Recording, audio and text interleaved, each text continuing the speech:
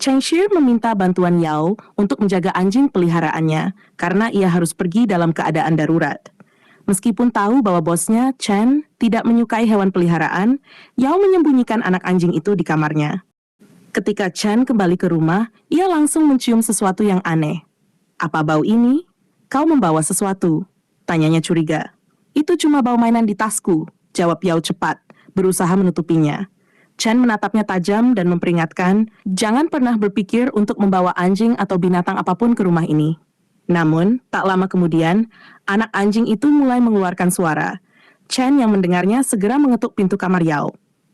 "Apa yang terjadi di dalam?" Yao mencoba beralasan, "Itu aku cuma iseng menirukan suara anjing." Chen tidak percaya. Begitu pintu dibuka, anak anjing itu melompat keluar dan langsung mendekati Chen dengan penuh kasih sayang. Chen melompat mundur sambil berteriak, "Apa ini? Keluarkan anjing ini sekarang juga." Yao mencoba menenangkan. Dia hanya anak anjing kecil, tidak berbahaya. Namun Chen tetap bersikeras. "Jika anjing itu tidak keluar, kau juga harus pergi bersamanya." Yao dengan nada serius menjawab, "Kalau aku pergi, siapa yang akan membantumu mengatasi insomniamu?" Chen terdiam, tampak terkejut. "Bagaimana kau tahu?" Yao tersenyum, "Aku tahu lebih banyak daripada yang kau kira. Aku hanya ingin membantu." Setelah berpikir sejenak, Chen mengalah dan berkata dengan nada lelah, "Baiklah, dia bisa tinggal, tapi kau yang bertanggung jawab untuk semuanya." Adegan berikutnya, seorang selebritas yang menjadi klien Chen datang menemui Yao secara emosional. Dengan suara gemetar dia berkata, "Suami saya menulis surat ancaman. Saya tidak tahu harus bagaimana." Melihat kondisi klien itu, Yao segera menghubungi suaminya melalui telepon. Dengan nada tegas, dia berkata, "Tuan Shu, Anda harus berhenti mengancam klien saya. Ini tindakan tidak profesional dan berbahaya." Namun, Tuan Shu menjawab dengan nada defensif, "Saya tidak mengancamnya. Saya hanya ingin menyelesaikan masalah ini secara damai." Yao tidak terpengaruh. "Jika Anda ingin damai, buktikan di pengadilan. Kami akan bertemu di sana," katanya, menutup telepon dengan tegas. Setelah itu, suami LS, Tuan Shu, datang menemui Yao. Ia tampak ingin mengatakan sesuatu yang penting, tetapi Yao mengabaikannya dan pergi begitu saja. Beberapa saat kemudian, Yao dikejutkan dengan kabar bahwa Tuan Shu menghilang tanpa jejak.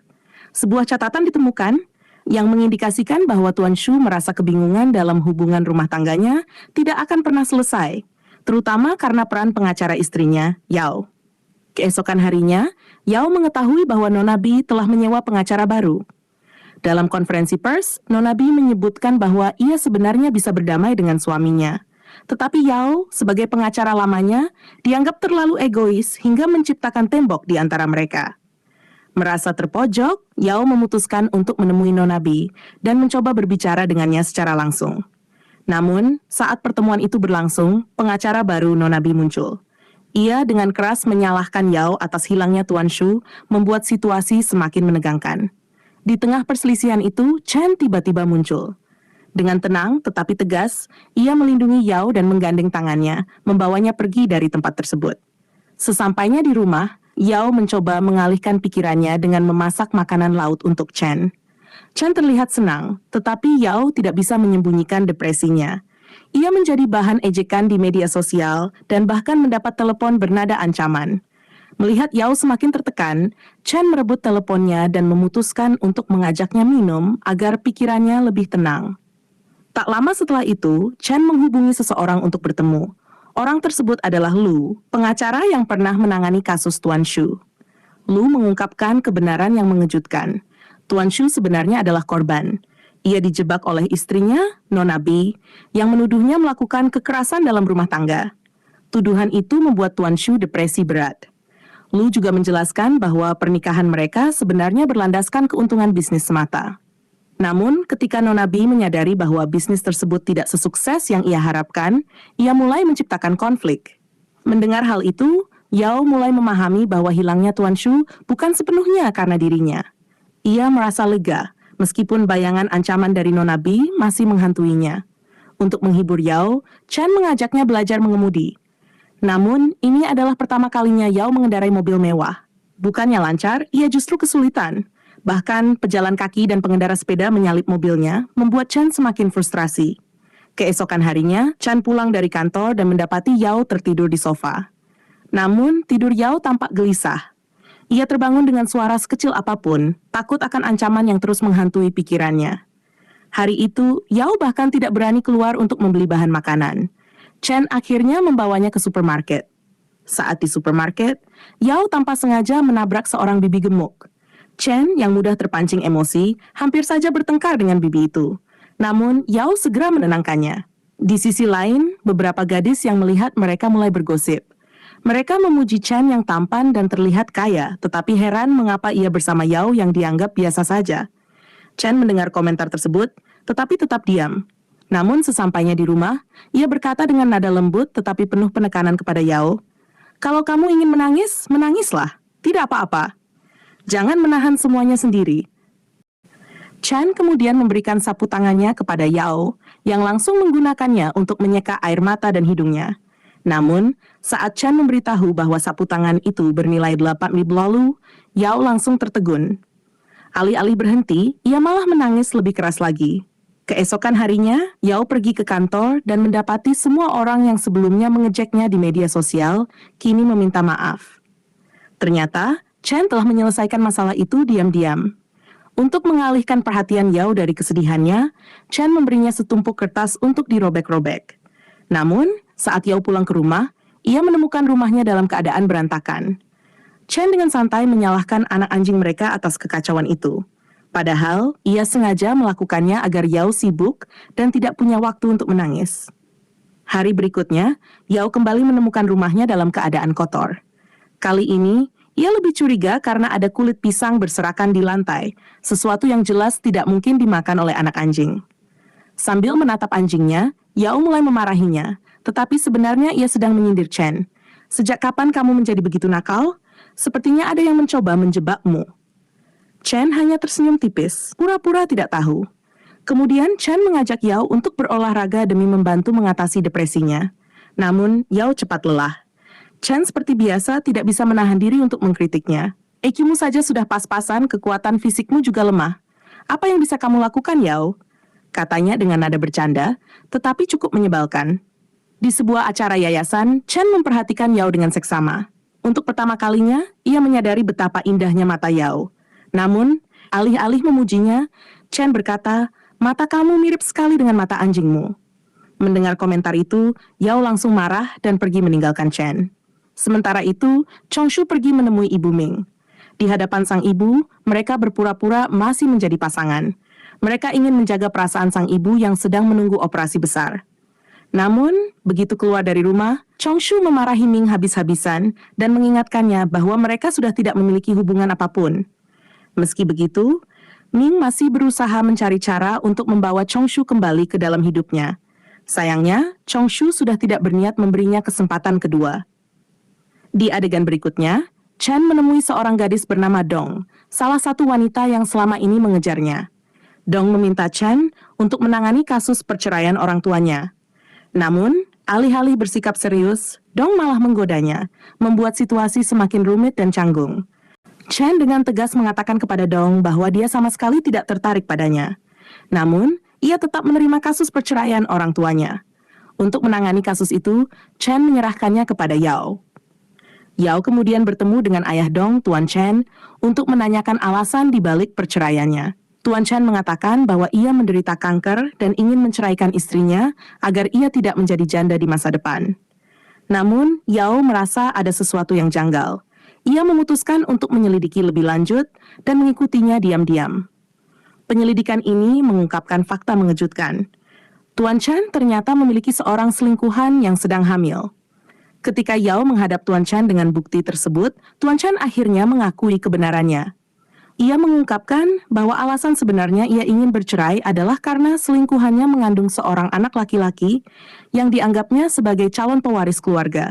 Ia ingin mengamankan status anak itu di keluarga mereka di masa depan. Di sisi lain, masalah pencurian di daerah mereka semakin meningkat. Chen, yang khawatir akan keamanan rumah, mulai memperketat penjagaan. Namun, ketika ia kembali ke apartemen, ia mendapati bahwa Yao dan anak anjingnya tidak ada di sana. Setelah menunggu lama tanpa kabar, Chen mulai cemas dan memutuskan untuk mencarinya bersama beberapa penjaga. Sementara itu, Yao terlihat sedang berjalan-jalan dengan anak anjingnya. Ketika tali pengikatnya terlepas, anak anjing itu berlari ke arah Chen, menyerangnya dan mulai menjilati wajahnya dengan penuh semangat. Chen yang pada awalnya marah hanya bisa menghela napas. Adegan berikutnya memperlihatkan Chen yang masih kesal duduk di rumah. Yao merasa bersalah dengan hati-hati membersihkan wajahnya dan meminta maaf. Anak anjingku sangat tidak bersalah, dia hanya menyukaimu, katanya dengan nada penuh penyesalan. Mendengar itu, bukannya marah, Chen memutuskan untuk memaafkannya. Keesokan harinya, di kantor mereka mendapat kabar buruk. Tuan Chen, ayah Dong, telah meninggal dunia. Yao dan Chen menghadiri pemakamannya. Di sana, Ibu Dong meminta agar tidak ada yang tahu tentang rencana perceraian mereka. Saya tidak ingin reputasi keluarga kami hancur. Ini juga bisa berdampak besar pada bisnis kami, katanya dengan tegas. Dalam perjalanan pulang, Chen berbicara kepada Yao tentang situasi tersebut. Ia mengungkapkan bahwa Ibu Dong mungkin mempercepat pemakaman suaminya karena ia tahu anak dari selingkuhan suaminya akan segera lahir. Dia tidak ingin anak itu mendapatkan pengakuan sebagai anak sah, apalagi berbagi warisan keluarga. Jadi, dia akan melakukan apapun untuk mencegah itu terjadi, kata Chen dengan nada serius. Di adegan berikutnya, anak anjing Yao terlihat bermain-main di atas sofa Chanel milik Chen.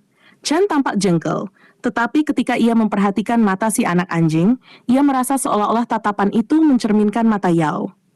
Ketika Yao pulang, ia mendapati Chen telah menutupi mata anak anjing itu dengan kain kecil. Supaya dia tidak menggangguku lagi, kata Chen dengan nada serius meski ada senyum kecil di sudut bibirnya. Yao lalu bertanya, apa yang ingin kamu makan malam ini? Chen menjawab santai, kita makan di luar saja, tapi traktirannya dari kamu. Chen membawa Yao ke restoran favoritnya yang sangat mahal. Yao, yang merasa restoran itu terlalu mewah, mencoba memintanya pergi ke tempat lain. Namun, Chen dengan santai memesan makanan favoritnya tanpa memedulikan protes Yao. Setelah makan malam, Chen mengirim pesan kepada Yao. Aku sudah mengirim uang untuk makan malam tadi. Aku tidak suka menerima traktiran dari perempuan, karena biasanya mereka mencoba mendekatiku setelah itu. Yao terkejut membaca pesan tersebut, tetapi ia memilih untuk tidak menanggapinya. Keesokan harinya, Yao membeli 2 es krim, satu untuk dirinya sendiri dan satu untuk Chen. Ia mencicipi salah satu es krim, lalu memberikannya kepada Chen. Awalnya, Chen menolak, tetapi akhirnya ia memakannya. Yao memperhatikan bahwa Chen memakan es krim yang sudah ia coba sebelumnya, tetapi ia tidak mengatakan apa-apa. Dalam hati, ia mulai berpikir, secara tidak langsung, kami telah berciuman. Di adegan selanjutnya, Yao membawa anak anjingnya berjalan-jalan. Tiba-tiba, seorang pria muncul dengan anjing betinanya. Anak anjing Yao mendekati dan mulai mencium anjing betina tersebut. Pemilik anjing itu melihat kesempatan, mulai memeras Yao dengan mengatakan bahwa anjingnya telah melecehkan anjing betinanya. Ia menuntut kompensasi dari Yao. Saat situasi memanas, Chen tiba-tiba muncul. Tanpa berkata banyak, ia langsung mentransfer uang kepada pria itu. Namun dengan tenang ia berkata, kebetulan aku seorang pengacara. Aku sudah merekam apa yang baru saja terjadi. Kalau kamu tidak mengembalikan uang ini, aku bisa menuntutmu atas pemerasan. Mendengar hal itu, pria tersebut langsung panik. Ia buru-buru mengembalikan uang Chen dan pergi dengan tergesa-gesa. Yao menatap Chen dengan kagum, merasa lega sekaligus terkesan dengan ketenangannya. Yao bertanya kepada Chen, kenapa kamu datang ke sini? Chen menjawab santai, aku hanya ingin mengingatkanmu bahwa kamu lupa membuang sampah. Namun, Yao merasa curiga. Ia berpikir Chen sebenarnya mengikutinya. Ketika ia menceritakan hal ini kepada temannya, Ting tersenyum penuh arti dan berkata, dia tertarik padamu. Mendengar ini, hati Yao berbunga-bunga, meskipun ia tidak mau mengakuinya secara langsung. Keesokan harinya, seorang gadis muda datang ke kantor mereka, meminta bertemu Chen. Salah satu kolega Yao berbisik sambil tersenyum sinis, gadis itu pasti selingkuhannya bos kita. Dia bahkan mungkin hamil. Merasa terganggu, Yao mendekati gadis itu dan memperkenalkan diri sebagai pengacara Chen. Namun, sebelum percakapan mereka berlanjut, Chen tiba-tiba muncul dan membawa gadis itu pergi. Gadis itu ternyata adalah Shina, gundik Tuan Chen, yang datang untuk memperjuangkan hak anaknya atas harta Tuan Chen. Shina meminta Chen menjadi pengacaranya, tetapi Yao tidak menyukai hal ini. Baginya, Shina adalah penyebab kehancuran keluarga Tuan Chen, dan sekarang dengan lancangnya ingin mengklaim harta. Saat Yao mengungkapkan penolakannya, Chen terlihat kesal.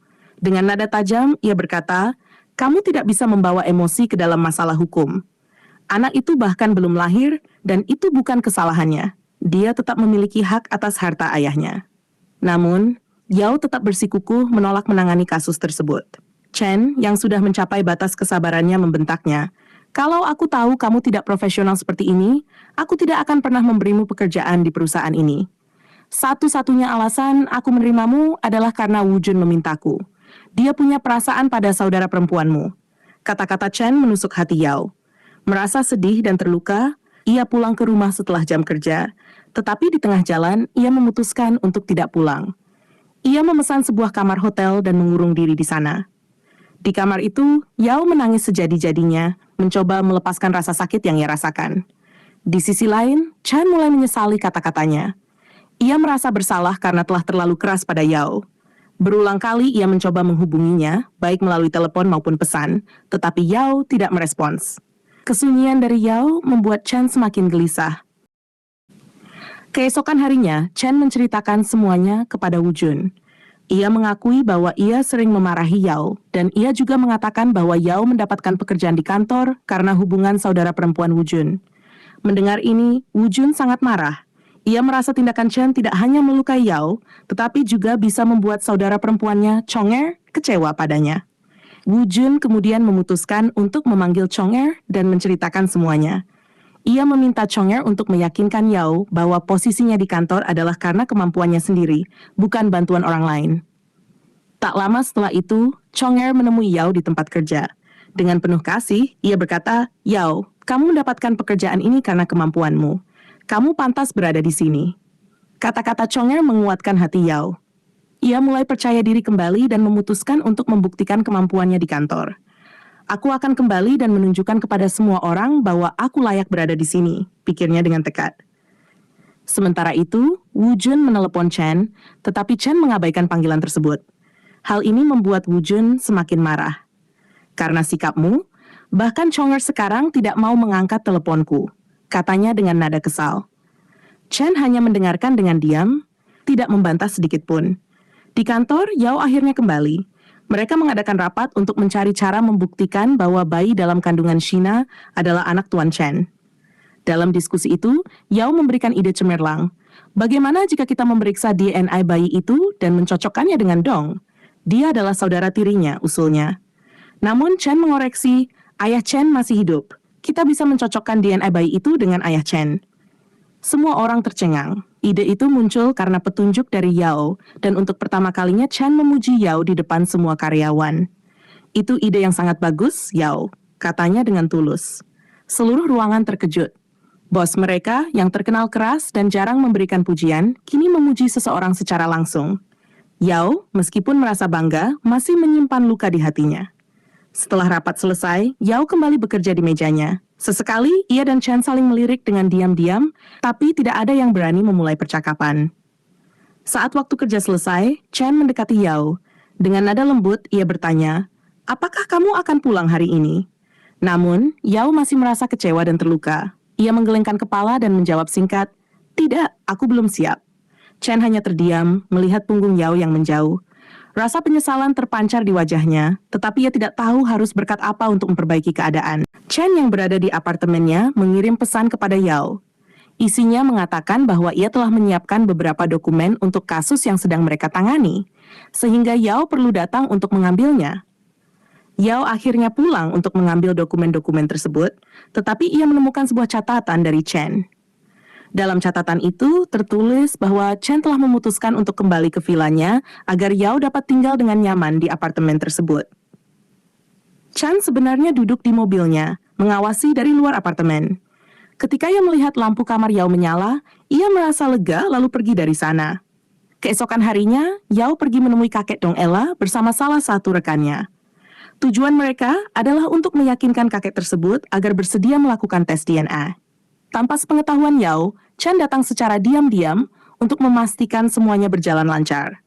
Ketika mereka berbicara dengan kakeknya, ia ternyata setuju dengan sangat mudah. Rupanya, ia juga menginginkan seorang cucu untuk melanjutkan dan mengurus harta keluarga. Hasil tes DNA pun keluar keesokan harinya. dan hasilnya positif. Anak dalam kandungan Shen benar-benar cucu kakek Dong Ella. Namun, situasi menjadi semakin rumit ketika papa pacar Nona Shen tiba-tiba datang untuk menjemputnya. Hal ini membuat semua orang terkejut. Adegan selanjutnya memperlihatkan persidangan berlangsung.